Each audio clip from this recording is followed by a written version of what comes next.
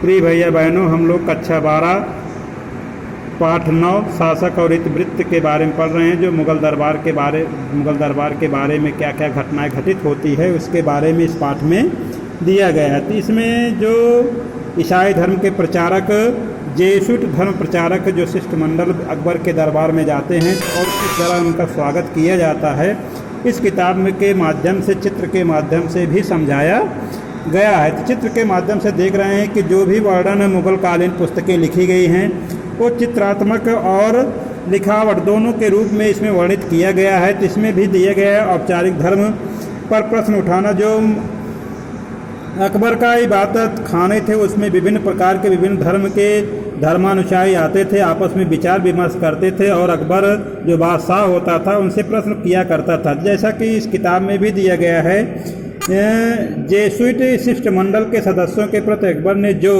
उच्च आदर प्रदर्शित किया उससे वह बहुत प्रभावित हुए। ईसाई धर्म सिद्धांतों में बादशाह की स्पष्ट दिलचस्पी की व्याख्या उन्होंने अपने मत में बादशाह के धर्म परिवर्तन के संकेत में रूप में की।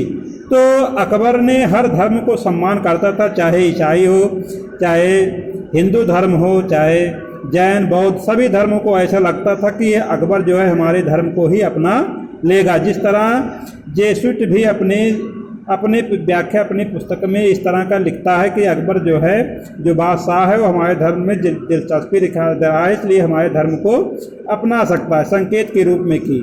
इसे पश्चिमी रूप में हावी धार्मिक सहिष्णुता के माहौल में प्रकाश में समझा जा सकता है।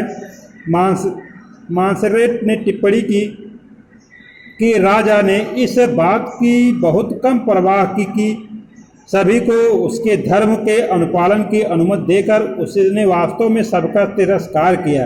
धार्मिक ज्ञान के लिए अकबर ने फतेहपुर सीकरी के इबादत खाने के विद्वान मुसलमानों, हिंदुओं, जैनों, पारसियों और ईसाइयों के बीच अंतरधर्मीय वाद विवाद को जन्म दिया।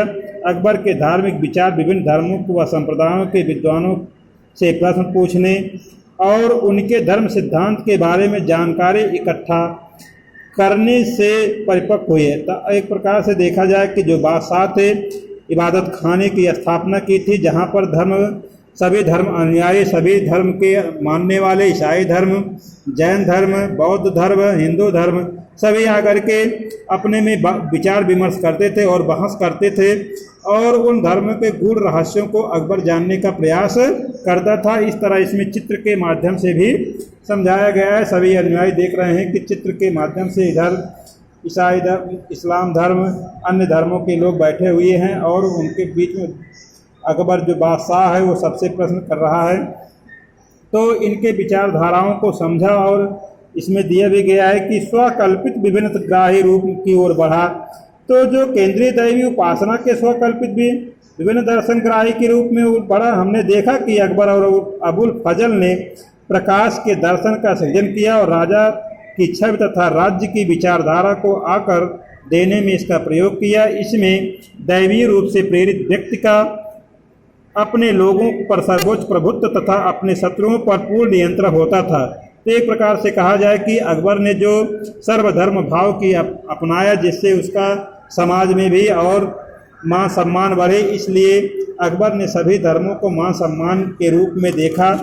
तो प्रिय भैया बहनों, जो भी मुगल कालीन पुस्तकें जो भी छपी हुई हैं उसमें सुंदर ढंग से चित्रकारी भी की गई है। तो इसमें देखिए एक चित्र बनाया गया, पुष्पवर्णित चित्र बनाया गया है। यह चित्र है ईरान के प्रवासी कलाकारों द्वारा मुल्तान के मकबरे से लाई गई नीली टाइलें दी गई हैं। जो नीली टाइलें हैं, इस तरह के चित्र इसमें प्रदर्शित किए गए हैं। और जो इसमें महत्वपूर्ण तिथियां हैं, तो महत्वपूर्ण तिथियों में लगभग 1530 में जो घटना घटित हुई उसमें बाबर के संस्मरणों के पांडुलिपियों को तिमोरियों ने पारिवारिक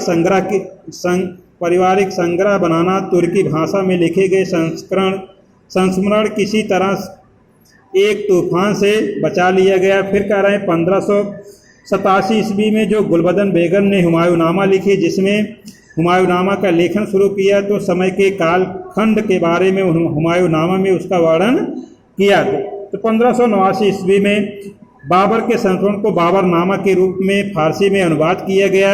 जो बाबरनामा अबुल फजल द्वारा लिखा गया तो उसमें जो है फारसी का इसका अनुवाद किया गया। फिर 1589 से 1602 ईस्वी के बीच अबुल फजल द्वारा अकबरनामा पर कार्य करना।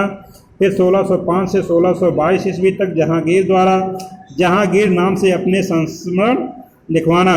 तो जहांगीर द्वारा जो पुस्तक जहांगीर के शासनकाल में 1605 से लेकर के 22 के बीच जहांगीरनामा, फिर 1639 से 47 के बीच लाहौरी द्वारा बादशाहनामा के पहले दो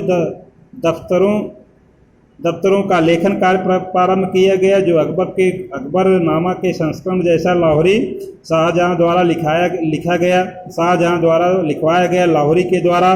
तो लाहौरी एक प्रकार से अबुल फजल का शिष्य भी माना जाता है। तो लगभग 1650 मोहम्मद वारिस द्वारा शाहजहां के शासनकाल के तीसरे दशक में इतिवृत्त की लेखन की शुरुआत होती है। फिर आगे अंतिम जो है 1668 में मोहम्मद काजिम द्वारा औरंगजेब के शासन के पहले 10 वर्षों के इतिहास का आलमगीरनामा के नाम से संकलित किया गया है। तो प्रिय भैया बहनों, जो ये महत्वपूर्ण तिथियाँ हैं इसके बारे में हम लोग जानकारी करेंगे। तो इस प्रकार से देखते हैं कि जो मुग़ल काल के शासनकाल की इतिवृत्तियाँ हैं उसमें जो अकबरनामा, बादशाहनामा, आलमगीरनामा, जहांगीरनामा, इन पुस्तकों के द्वारा ही हमें मुग़ल कालीन इतिहास के बारे में विस्तृत रूप से जानकारी मिलती है। तो इसमें भी देख रहे हैं चित्रों के माध्यम से फारसी भाषा में लिखी गई और इसमें पक्षियों को भी चित्रित किया गया था। इस तरह के मुग़ल काल में देखा जाए तो चित्रात्मक एक प्रकार से कहा जाए कि जो हाव भाव को व्यक्त करने के लिए चित्र के माध्यम से भी लोगों को बताने का प्रयास किया गया है। प्रिय भाई बहनों, ये पाठ यहीं पर समाप्त होता है।